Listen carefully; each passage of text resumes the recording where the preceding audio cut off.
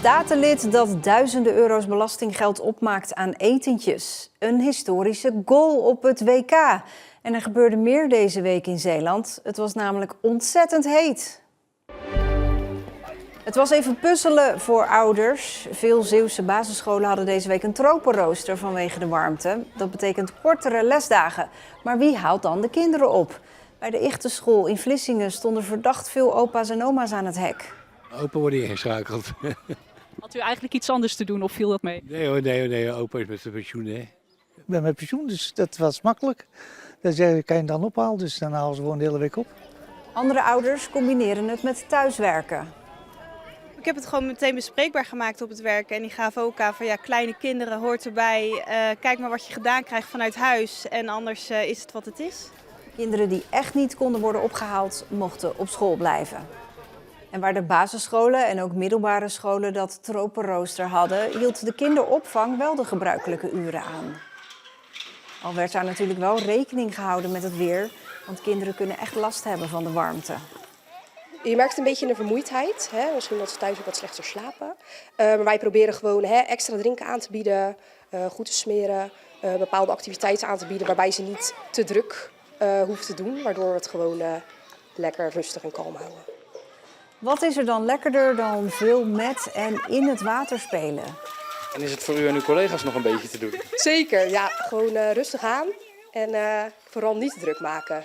De hitte zorgde ook voor overlast. Evenementen werden afgeblazen, bezorgers kwamen niet. Een spoorbrug ging kapot, waardoor er geen treinen reden.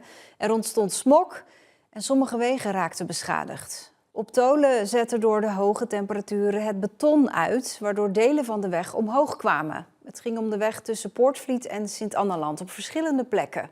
Enkele auto's raakten daardoor beschadigd. Tot zover even de hitte, door met het andere nieuws in Zeeland. Statenlid Martin Bos van Forum voor Democratie heeft in 2023 en 2024 duizenden euro's aan belastinggeld opgemaakt aan etentjes. Dat blijkt uit documenten die Omroep Zeeland heeft opgevraagd bij de provincie. Geld dat bedoeld was voor fractieondersteuning gaf de politicus uit aan biefstuk, bier en caviar. U ziet hier een greep uit de gedeclareerde bonnetjes van Martin Bos. En daaruit blijkt dat hij regelmatig uit eten gaat bij restaurantjes in Middelburg. En deze rekeningen zijn allemaal betaald met belastinggeld.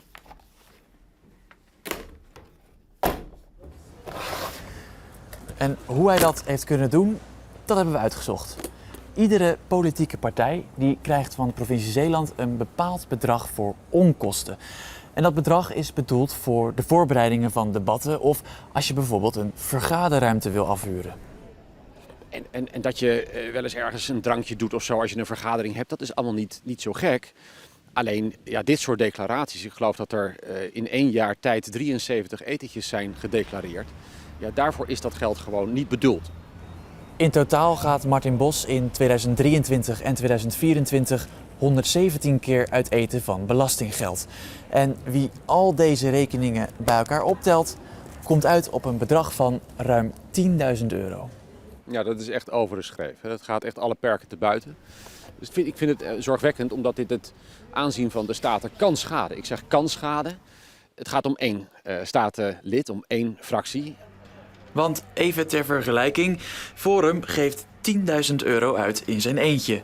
Maar CDA, VVD, PvdA GroenLinks, Partij voor Zeeland, ChristenUnie, JA21, SP, D66 en de Partij voor de Dieren komen gezamenlijk niet aan dat bedrag. Sommige bonnetjes vallen op, zoals deze. In september 2023 bestelt hij ribvingers, biefstukpuntjes en wagyu-burgers bij Bites. Maar de verantwoording die hij daarbij geeft is enigszins ironisch: het bespreken van de stikstofproblematiek. Of deze, waar hij 163 euro uitgeeft aan tzatziki, limoncello, bier en Suzuki in dit Griekse restaurant onder het mom van de Holocaustherdenking evalueren. U snapt het idee. De vraag is natuurlijk, waarom is dit niemand opgevallen? En dat is een vraag die financieel specialist Michiel van der Eng ook heeft. De normering moet hier van de Staten komen. Dus uiteindelijk zou je verwachten dat de Staten daar in 2023 en 2024 een debat over gevoerd hebben. Wat Van der Eng hier uitlegt is dat de politieke partijen in de provincie elkaar controleren op ieders declaratiegedrag. Maar zowel in 2023 als 2024 zijn de bonnetjes zonder problemen goedgekeurd. Ja, nou ja, dan kan ik maar één conclusie trekken. Dan heeft de Staten zitten slapen.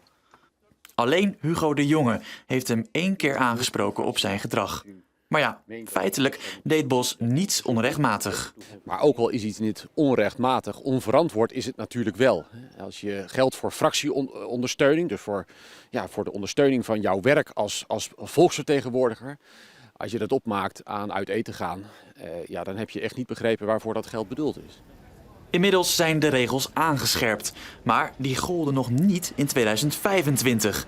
Of hij in dat jaar ook ruim €800 heeft opgemaakt aan biefstuk, moet dus nog blijken. We hebben Martin Bos uiteraard om een reactie gevraagd. Hij zegt dat hij het liefst met mensen van gedachten wisselt tijdens het eten. En dat hij zich altijd aan de regels heeft gehouden. Maar zijn collega-statenleden zijn zeer verontwaardigd. We kunnen er heel duidelijk over zijn, dit is voor ons onverantwoord. Het valt dan misschien wel binnen de normen wat mag, maar zo ga je niet met belastinggeld om. En dat zijn wij niet alleen, want alle andere partijen samen geven nog niet uit wat hij in zijn eentje doet. De manier waarop statenlid Martin Bos is omgegaan met fractiegeld en hoe dat naar buiten is gekomen, zet ook andere statenleden in een slecht daglicht. Dit zet echt een beeld neer dat wij graaiers zouden zijn en gemeenschapsgeld verkwanselen. En in de Zeeuwse politiek wil ik toch met nadruk aangeven van dat is absoluut niet het geval. De Griffie en Provinciale Staten controleren zelf de uitgaven van de statenleden. Toch kon Martin Bos zijn uitgaven blijven doen. Is er dan slecht opgelet? Pas in de loop van 2025 kregen wij inzage in de totaaloverzichten, maar niet in de bonnetjes. Het is wel zo dat het toen binnen de kaders paste, dus kon je daar ook niet zoveel mee. En we zijn dan ook echt heel erg blij dat die kaders zijn aangepast en dat het nu gewoon veel duidelijker is wat wel mag en wat niet mag. In Flevoland zijn alle uitgaven van statenleden openbaar.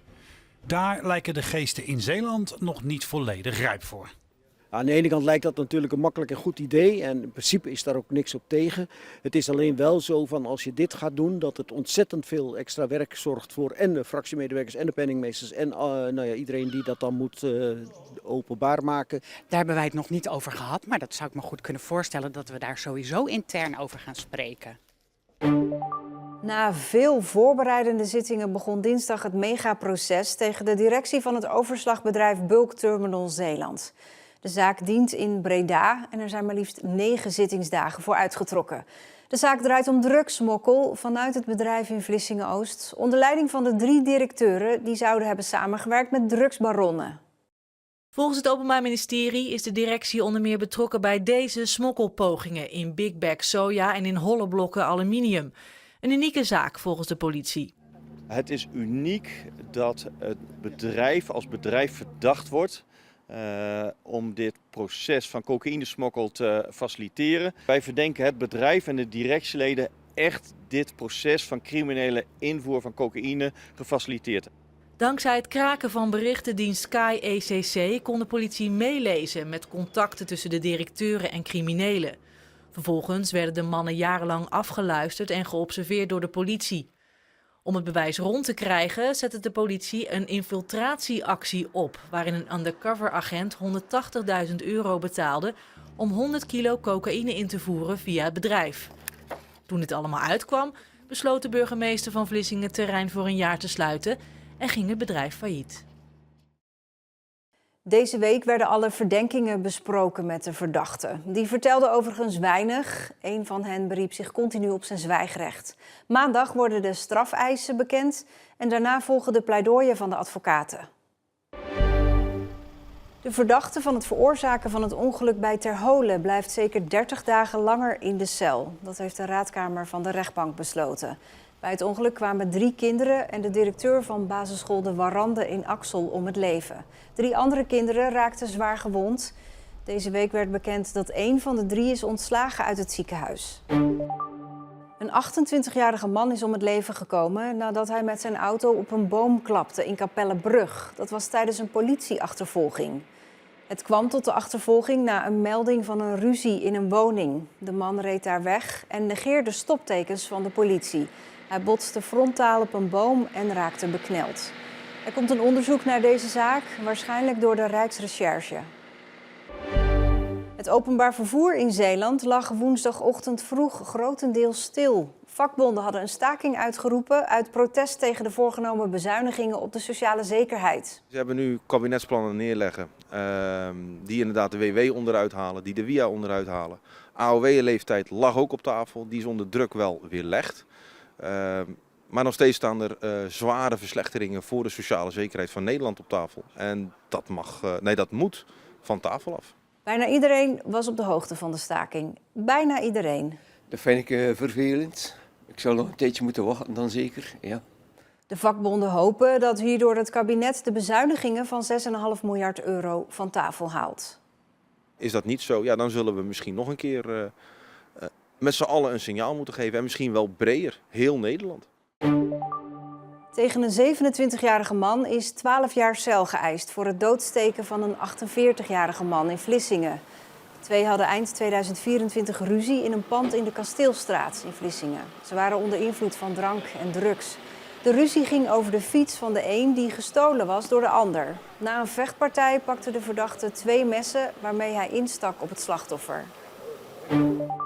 Er is nu al een run op busjes voor als straks de Westerschelde-tunnel gedeeltelijk dichtgaat voor de reparatie van de scheur. Bedrijven willen ze gebruiken voor personeel. Dat mag, maar dan moeten de busjes wel helemaal vol zitten. En tegen dat probleem lopen grote busbedrijven dan weer aan.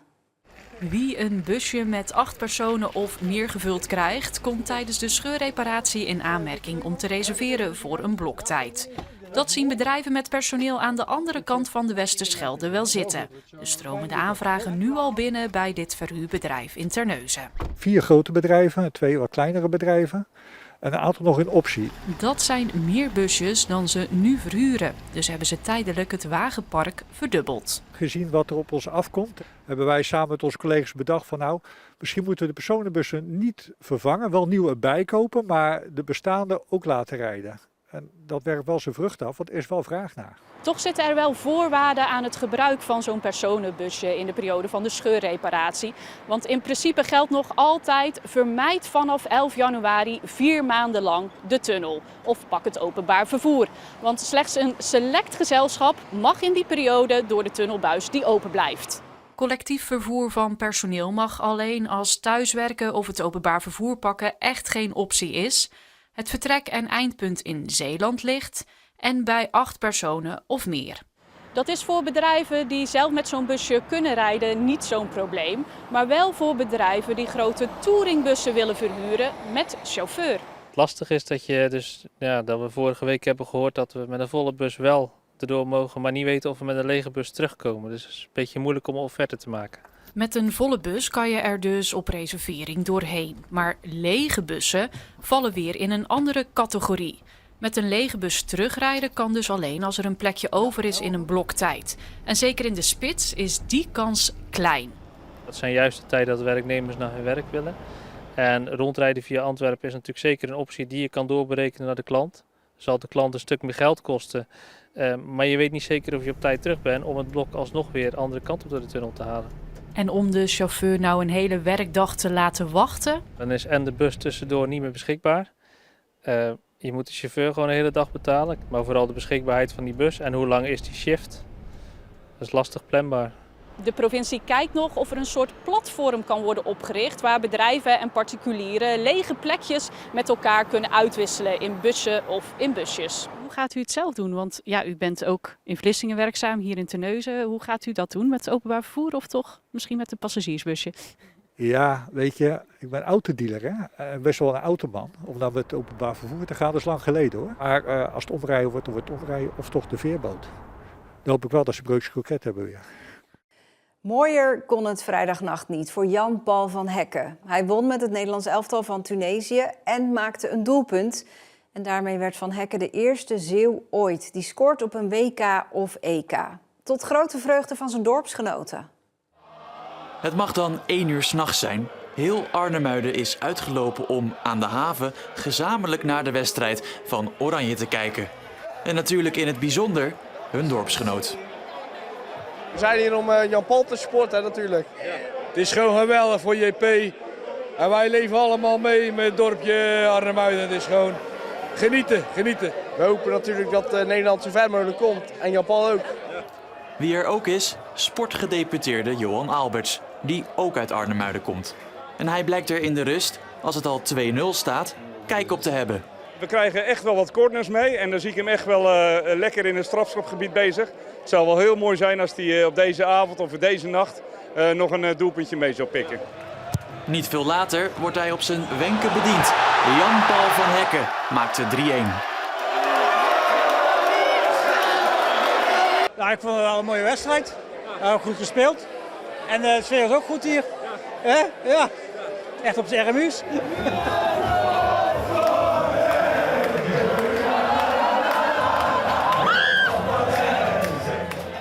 En daarmee zijn we aan het einde van de week en bent u weer helemaal op de hoogte. Fijne avond.